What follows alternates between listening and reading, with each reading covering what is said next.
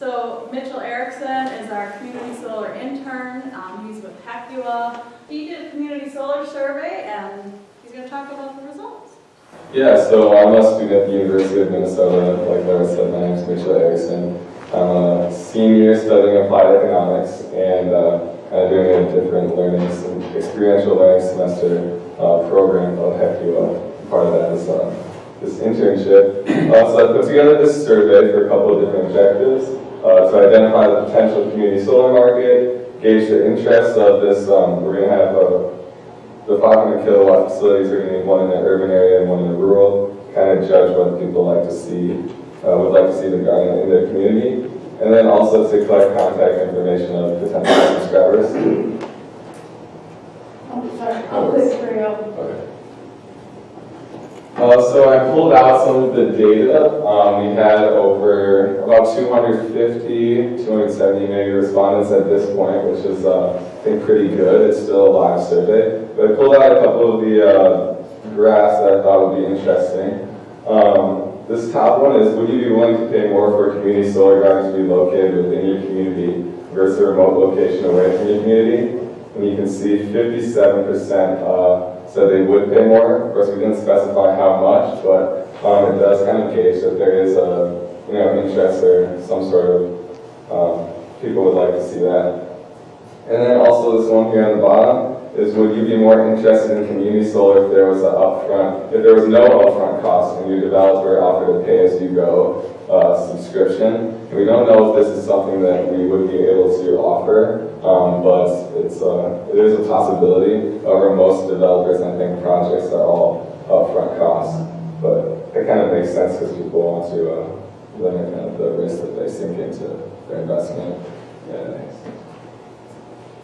And then, so finally, one of the questions that I asked in the survey at the end was, how interested are you in purchasing community solar? With 10 being most interested.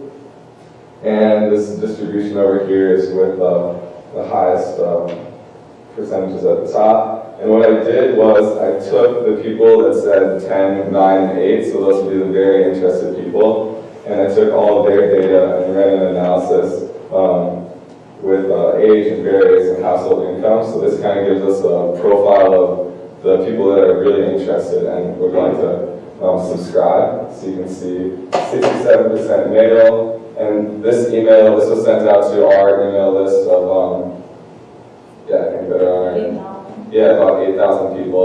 We also shared it, but I don't know how much it got distributed elsewhere. So it's pretty much the people on our list. And age range, barriers to entry. This is barriers to entry, why these people don't already have solar, or if they had been thinking about it. So 70% say upfront costs, and that's kind of matches what we saw earlier.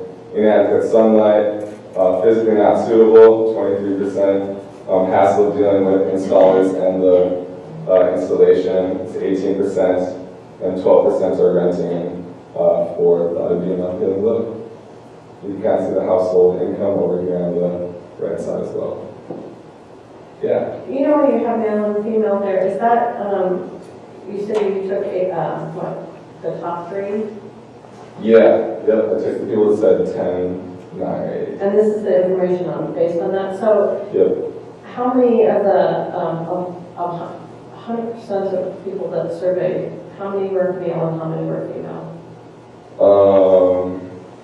I guess I would have to look. Of this number, I think it was about, there was 150 people that said, they gave it 8, 9, or 10. So I think there's about 90 males or so.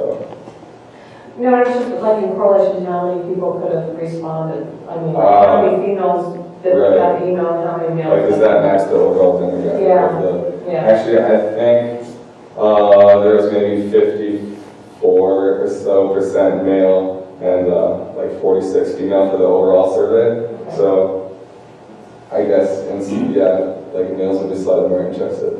That's what that would show.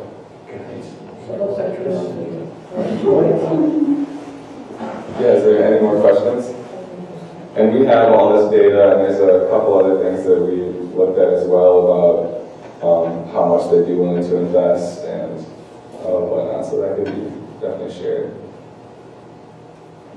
Any questions? Cool. Okay.